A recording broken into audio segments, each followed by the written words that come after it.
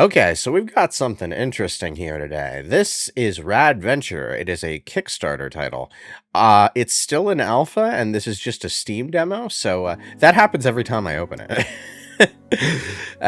Knick-Knack Games is apparently the name of the group that is making this, and it is essentially like, how do I describe it?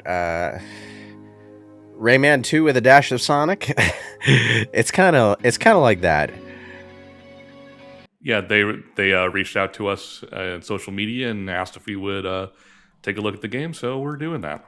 Well, apparently they reached out to you. They certainly didn't reach out to me, but I wound up recording it anyway because I was actually like, someone else tweeted to me about the game on someone else tweeted to all of us about the game on Twitter, and that got my attention. Now, once again, this is an alpha. It is very obviously unfinished in places. For example, the very basic NPCs without any voice work, and the way like certain quest objectives will just pop in and out. And you'll see later in the video, like when you get to a certain point in the second level in the demo, there's just floating words that describe what is supposed to happen in a cutscene that hasn't been made yet. That basically just directs you to jump down a pit, because in the cutscene you get thrown down the pit, apparently.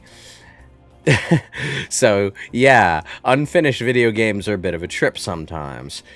One thing I hope they improve as they develop the game is the camera, because it is completely manual at the moment, and I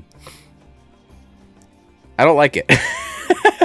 Just camera control in 3D platformers is, always, something that is a bit contentious. Like, I'm the kind of person who will always be fiddling with the camera in most games that I play. Although the 3D Rayman games are very clearly the main inspiration behind this title. I have not played a ton of the 3D Raymans. I played like 3 or 4 hours of Rayman 2 at a friend's place once, and that's it. It's on my to-do list, and I honestly have no excuse, because you can play Rayman 2 on your TI-83 calculator if you want to.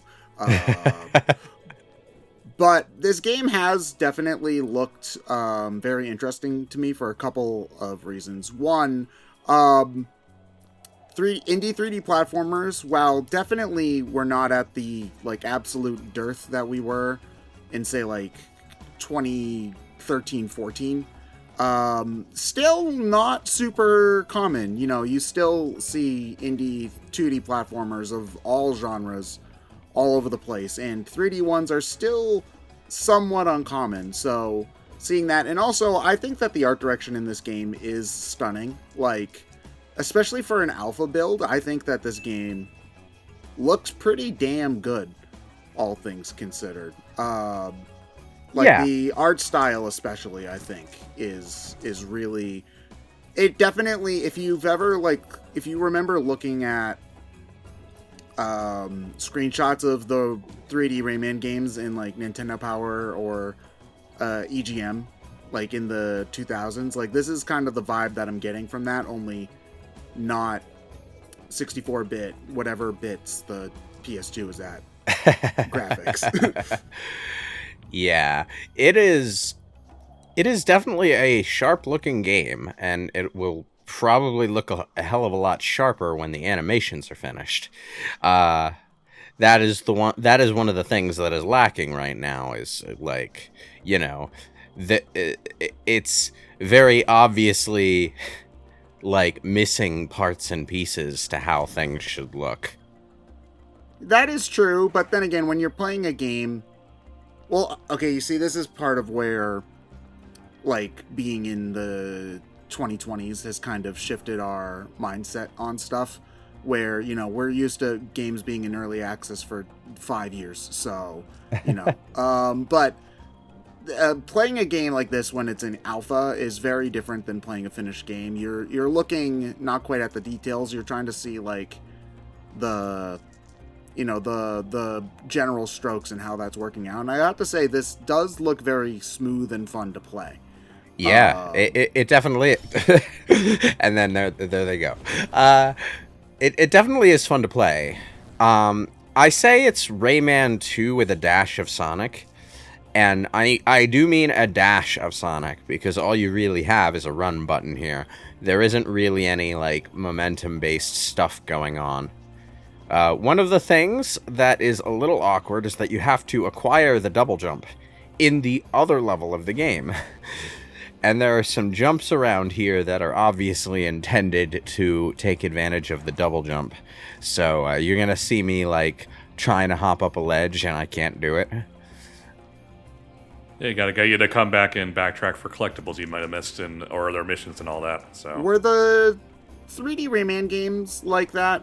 With I know that Rayman has always had like power ups that you get, and then later levels. Yeah, in the 3D Rayman games, you did acquire different moves as you went along.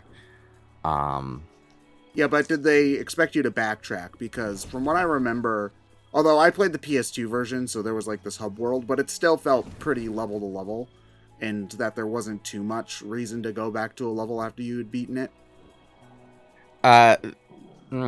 It's been a while since I played Rayman 2. I don't remember exactly how, like, important the collectathon element was, but I know there was one. You had to get 999 looms, because it started with 1,000 and the bad guy ate one of them. Oh, yeah. Oh, yeah, now I remember that, yeah. You actually, he eats one and the counter pops up on the screen, and you see the maximum total decrease by 1. But you can get that loom later in the game. I don't remember how, but you can. I always called them lums, but I guess I'm just a whatever. There's voice acting in the game, and they say looms, but you could say either or, honestly.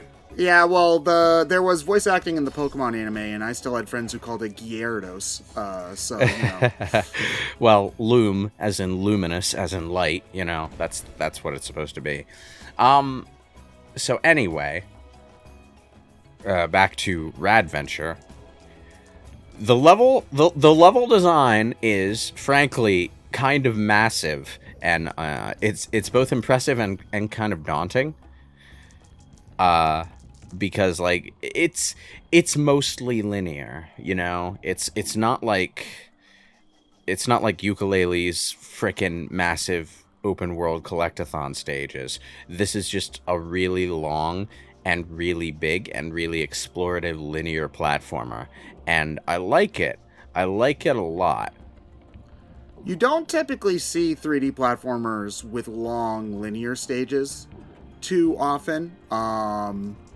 Like, if they're big stages, they typically tend to be like, the sort of open sort of style. Although I guess that is something that Rayman definitely did was, the stages were fairly big, but also pretty linear. There was like stuff to find, but there was always a path to go through. You weren't ever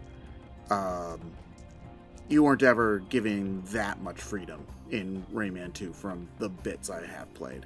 Although it does look like there's definitely side areas for you to explore and oh yes, kind of go through.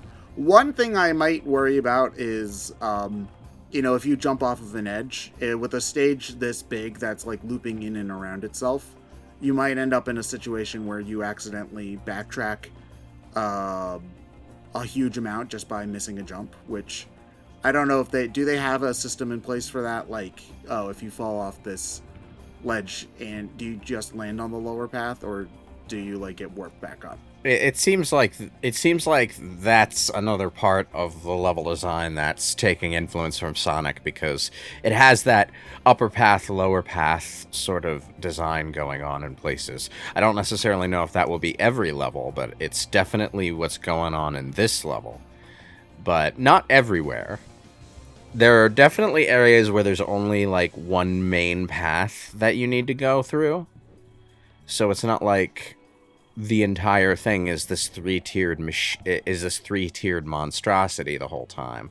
This is like right here, it kind of bottlenecks and you're back on the ground, Well, Sonic levels have to do that too, because there's certain set pieces that they want you to see in every Sonic game. That depends on which one you're talking about. The weird thing about Sonic games is that like every single frickin' one of them has a different level design mentality. It's annoying.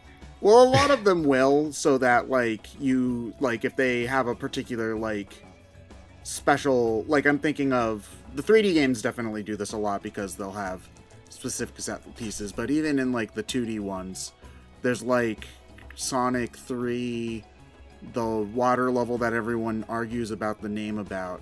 There's like this one long section where you're running on top of the water really fast in the middle of the stage that I'm pretty sure you have to go on, and then it'll start splitting off again. I haven't played Sonic 3 in a while, but I'm pretty you can sure actually let yourself fall into the water, and there's level design down there, but, you know, not very many people are going to see that level design. It's just something that the game sort of railroads you through, even though it doesn't need to. One thing about the level design, actually, about this game that it reminds me of, and is the SpongeBob games, the good ones, the good 3D SpongeBob games. Those also definitely had a fairly linear kind of thing going on with them as well, where you were going through. So this is actually reminding me a little bit of that, now that I'm thinking about it. You found Z-Gloves!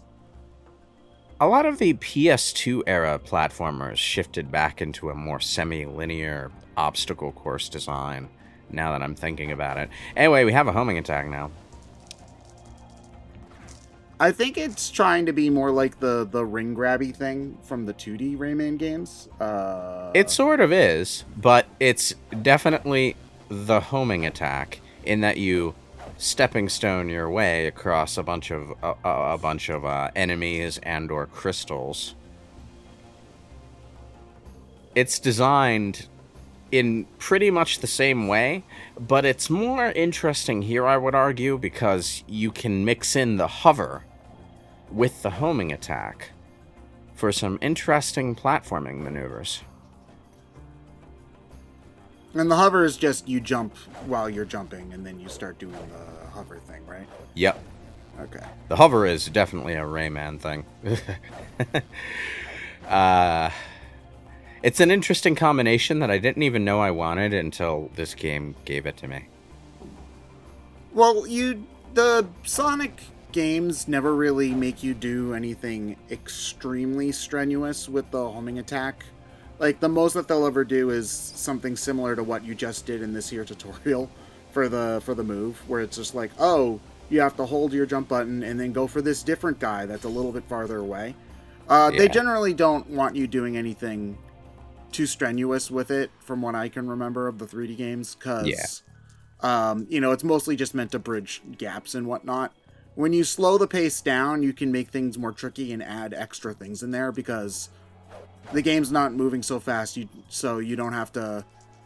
It's not as fiddly when you're trying to do extra things like this. And this game has that sort of medium-paced Sonic Adventure 1 feeling to it. So it's definitely not, like, discouraging exploration in the way some of the other Sonic games do. I would say it feels slower than that. It's certainly faster than your average 3D platformer, but I would say, okay, this is just, you see, John's not here. I can talk shit about SA1 all I want. When Sonic Adventure 1 slowed down, it didn't do so in an interesting way. I found it was like, oh, now you're going to shimmy around some icicles. Oh, now you have to jump on these very slow platforms that are paced apart. Now you're standing on a snake for an hour doing nothing. This is definitely aimed more towards, like, you're moving but also doing stuff. Like, you're not just like... So, the game's not pushing you along at 10,000 miles an hour, but it's also, like, you're encouraged to keep moving while you're doing stuff, which I appreciate. Yeah. You remember when we did the Sonic Adventure 1 redo, right? And my I think we might have done that like 5 years ago, so barely. Yeah. Well, John included like a beta level at the end of the playthrough. I do remember that, although I don't remember how much the level was like. Well, you remember me having a bit of an existential crisis over that, because it was basically the kind of level design I always wanted in a 3D Sonic game. It was the one level in the entire game that felt sort of like this. Only, you know, with more of the momentum stuff going on. So, I guess what I'm trying to say is that even though this doesn't have that element to it, it's giving it's scratching that itch for me, you know?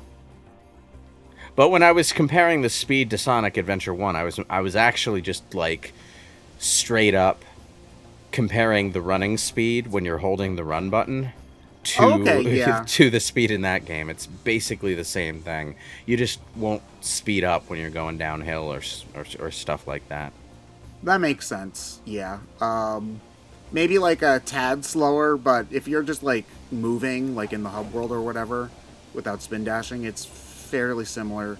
I haven't played Sonic Adventure 1 in like 7 or 8 years, but it seems pretty similar. Also, enhancing that impression is the way Rad here runs with his like arms behind his back. It's okay. Naruto invented that run. It's fine. The fact that it's called a Naruto run now and not a Sonic run, like, still kind of messes up with the 9-year-old part of my brain, but whatever. Oh man, I think it's called that because a lot of the cringy weebs doing that were fans of Naruto rather than Sonic. But like, there aren't cringy weebs fans of Sonic though. No, there are. I'm just saying it was mostly the Naruto fans doing that. I think it's technically supposed to be called something like the Bird Run. It's terrible running posture, though. I think if you look up, it's a video by Kyle Hill. He did a video talking about like whether or not the ninja speed, like the ninja run, the Naruto run, was good running posture, and he got a professional track and field consultant on to talk about that, and she was like, "No, don't do this. You're not going faster. I swear to God." Oh man. I also have to say, I think that this game does have great ambiance too, like with the lighting and the music. Like, I appreciate the vibe that this game is going for quite a lot. Oh, definitely. Yeah, I'm interested to see how the game looks when it comes out fully, because indie games are known for not having the best graphics for obvious reasons, because they don't have the budget for it, but this game definitely has a good vibe to it, visually speaking, so if they can continue that and make it, like, actually pop with more than, you know, various filters on things, they'll probably be one of the better looking indie games out there. Well, whatever lighting engine they're using is definitely pretty good, because, like, even in this very early state, like, you definitely feel like you're going up a shaft, because, like, when you're at the edges, there's less light than in the middle, which is coming from above. Like, that's really neat. I also appreciate that, like, the art style that they're going for is definitely kind of like a higher res, but the same sort of polygon, like the same sort of,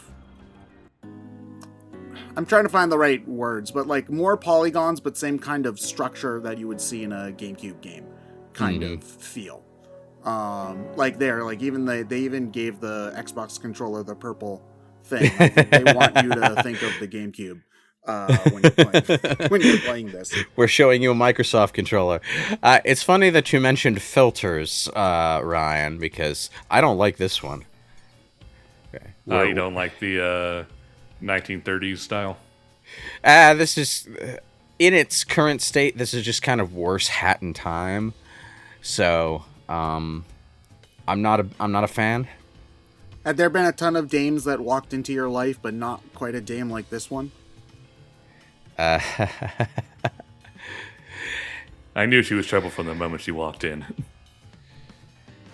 Anyway, this is the second level of the demo, and I certainly hope that they improve the aesthetic of this level somewhat before it fully releases, but, you know, that's what the Kickstarter's for.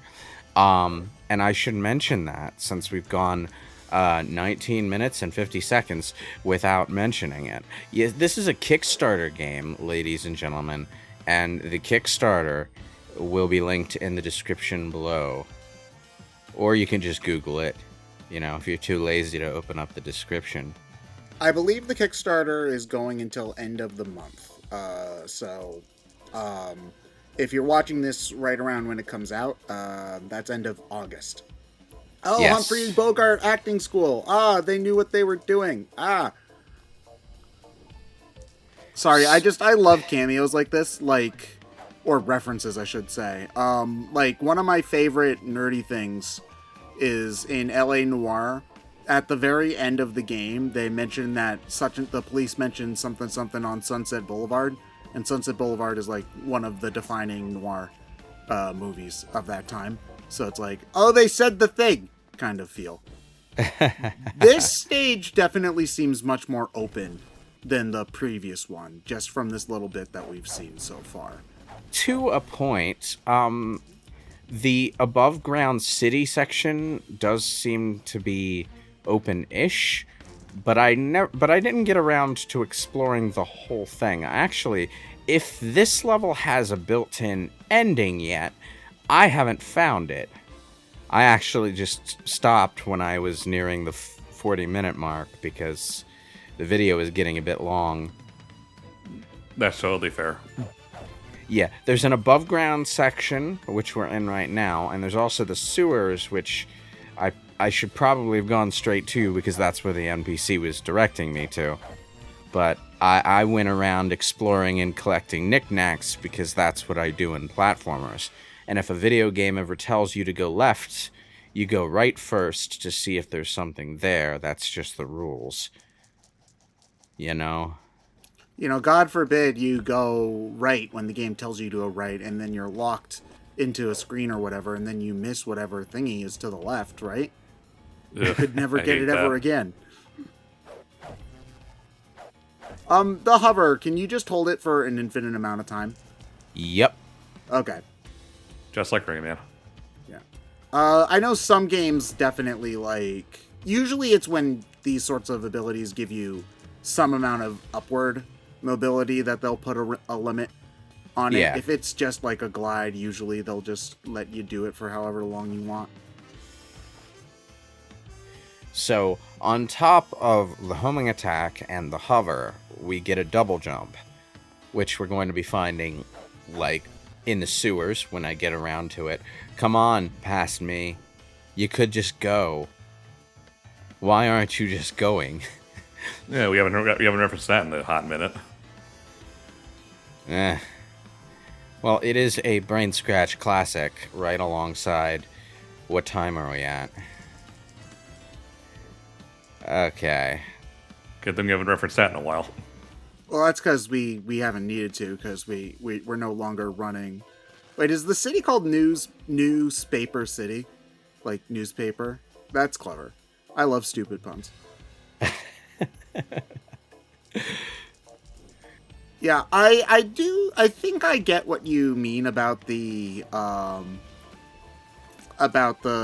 black and white kind of filter. It definitely does make the level look distinct from the other level. I did like how vibrant everything was, though, in with the purples and greens and blues of the kind of swampy forest. I'll probably like the black and white noir level a lot more when the final game comes out and we have multiple colorful levels and just the one black and white level. At the very least, from what I can tell, the black and white has not made it so that, they definitely have still designed the level so that everything is still, sharp, that your visibility isn't too hampered from it being in black and white. You can still pretty easily tell what you're supposed to do, which I appreciate, but I think I can get what you mean, in terms of that. And if I remember correctly, I believe the Kickstarter said that they were planning on having 4 full levels, and then potentially more, depending on how well the Kickstarter does. Oh, sliding section. This is how you know it's a 2000s platformer, because everyone had something like this for some reason. I don't Ow. know why sliding sections were so popular. Maybe it's just because Mario did it. I'm not sure. It's probably just because Mario did it. It's because it's frenetic and it feels like a situation that's barely in your control. That's why it also showed up in a lot of those Uncharted style adventure games too. Every fucking one of those has a sliding section somewhere. Ugh. I also this is the first time where I've noticed the part that you mentioned that the camera is completely manual, yeah. In these sliding sections, most games would have the camera like snap to a certain position and steer like on along a track with you. Yeah, it's a little awkward to have to control the camera while I'm also controlling myself sliding down a pipe. So I hope that's not in the final release. I would assume not, though, because a fully manual camera is just kind of like one of those things you should always expect from an alpha build. Yeah. Ugh. Oh, it's alpha build 6.9. Nice. 0.0.6.9, in fact. It's a very small nice. Anyway, so you asked what happens when you miss a jump, right? Yeah. Well, oh yeah. Well, so I don't necessarily mind when there doesn't appear to be a live system, which I also appreciate, because screw that in the year of our Lord 2024. So I was more I don't mind. I think I like this when you're playing this sort of section where, okay, you fell, so now you just have to go back a little bit. I like that. The thing that I was worried about is that previous level, you were kind of like you were going up the tree and then across a bridge above the path that you were just going across. Like, one thing I worry about with that sort of thing is, you might end up redoing a bunch of level if you make a mistake there. As opposed to here, it's like, oh, you just have to climb up 15 and seconds try again. Coming back up. Yeah, I don't mind that at all. I also appreciate how instead of climbing the ladder, there's a spring at the bottom of the ladder that jumps you all the way straight back up. It is, in fact, a trampoline. I don't know why it's a trampoline in this particular level. What do trampolines have to do with noir mystery? I don't know. But maybe this game will make it a new trope. Just throw a random trampoline into your noir novel. See if it works. Listen, a lot of writing can be solved by just having random trampolines falling around. Yeah, I'm surprised that the graphics for this, oh my god, it's Ligma Packing Company. Oh my Jesus Lord. Slippy, no. Like, I'm honestly surprised that the graphics for this beta build are as developed as they are. Alpha build, excuse me. Typically, I mean, obviously when you're making something public so that you want people to play it, you know, it can't be all just like blocks and Grady gets knocked into a hole by shadowy figure. That is the demo telling you to jump down the hole so you can get your double jump. Oh yeah, so you're not supposed to be able to pick that thing up there. You're supposed to actually do this platforming little bit here to learn the double jump. Yeah. And do it the hard way. In the finished game, what would happen is a cutscene would throw you down into the pit, and you would get the double jump and have to jump your way back up. But yeah, we now have a hover, a homing attack, and a double jump. And I can imagine those three moves together making for some interesting tricks. It is really neat. I think part of what... this is actually something that you don't see in a ton of Sonic games, is, having to link multiple moves together. Like, in the adventure games, you sometimes were, jump, homing attack, light speed dash. Like, yeah, I think you had to do that a handful of times in late Sonic Adventure 2 levels.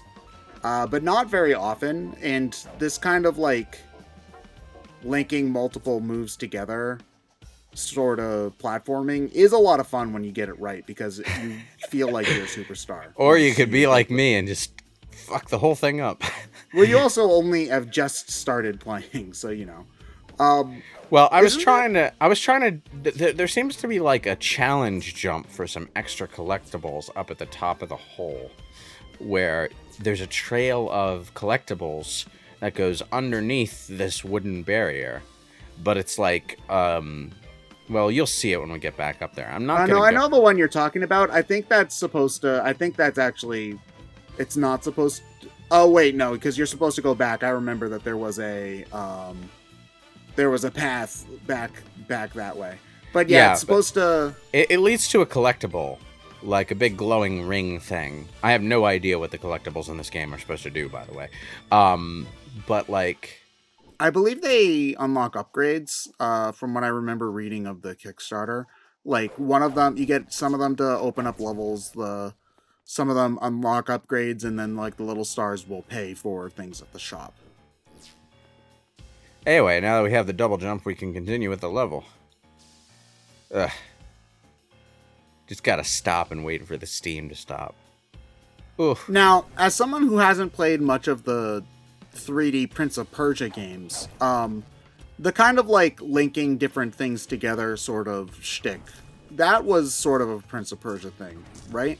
It's often like the chief source of challenge in the 3D Prince of Persia games, because the way the platforming is designed in that series, positioning isn't really that big of a deal, which is ironic considering the retro Prince of Persia games are all about positioning. But, ooh. Because I know that you can like do wall jump to a flippy thing to another flippy thing to, yeah, you know, whack-a-dude is like the whole shtick of Prince of Persia. Because when I was playing Prince of Persia: The Lost Crown earlier this year, and that had a good amount of that only in 2D. Side note: Prince of Persia: The Lost Crown is phenomenal, and you should play it if you have not already.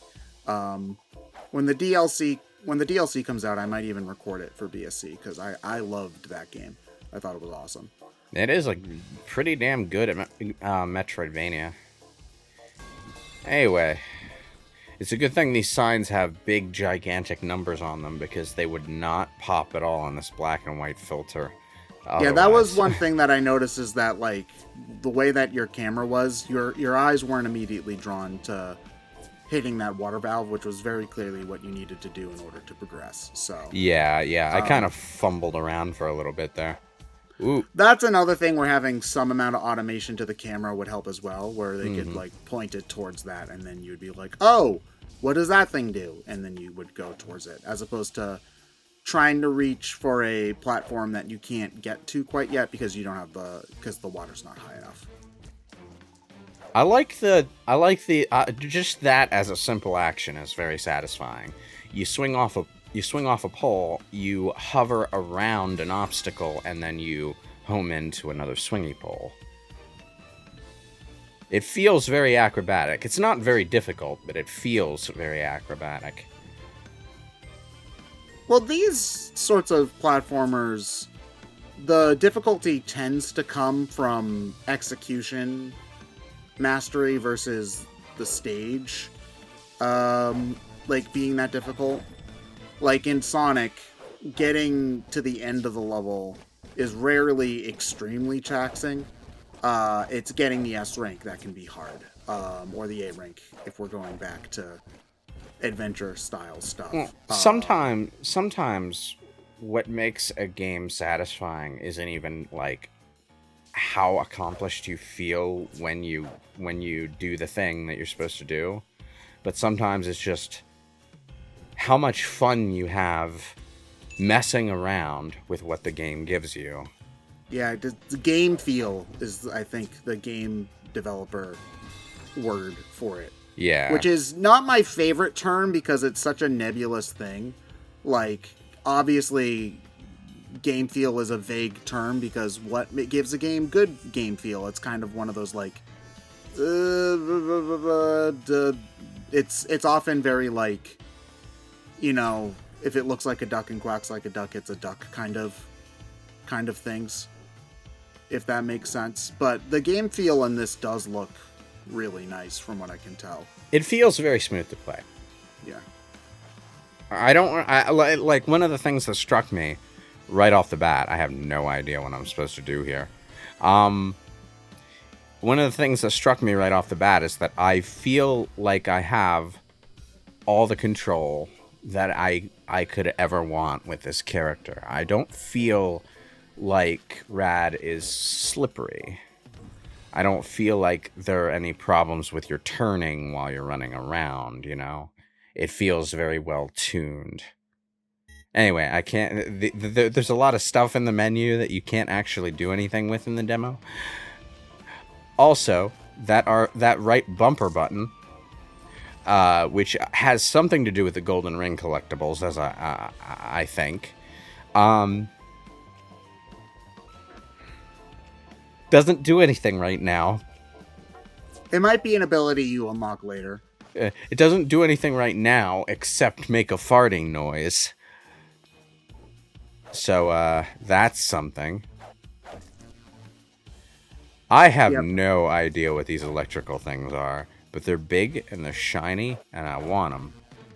You can definitely tell that this is a work in progress, but from what I've seen for an alpha build, this is very impressive. There's I do love that there's just a basketball you can kick around here in the basketball court. That's really cool. Everything I've seen from this so far does look very impressive. And yeah, the Kickstarter link is in the description below. I believe, and I'm going to double check this right now so that I'm not lying on the internet, because why would anyone ever do that? That's absolutely insane. Never lie on the internet. If you pledge $30, you get a copy of the game on Steam and your name in the credits. If you were to pledge $15, you'll get the digital soundtrack and art book once the game releases. If you pledge $69, you get your name in the credits, and it also says "nice" next to it. So you could do that one too. But the game definitely does seem really neat. So if you have some money to spare, I would throw it their way, because it does look really promising. I would very much like to see this game reach its goals.